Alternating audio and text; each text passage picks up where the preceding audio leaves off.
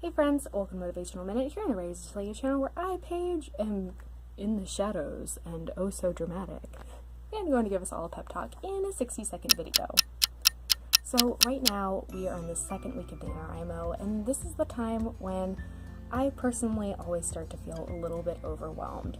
A lot of times I lose my steam for my story, I start to overthink things, and the thing that I'm trying to remember that I wanted to share with you is to just keep going.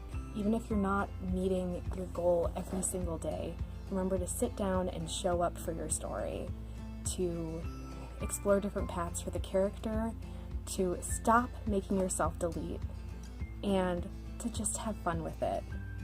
Rough drafts are allowed to be a little bit rough. Let yourself explore, experiment. Subscribe for more motivation and inspiration. Check out all the links down below. Come see us at an actual write-in at the Writers Atelier space, and I will see you soon. Bye!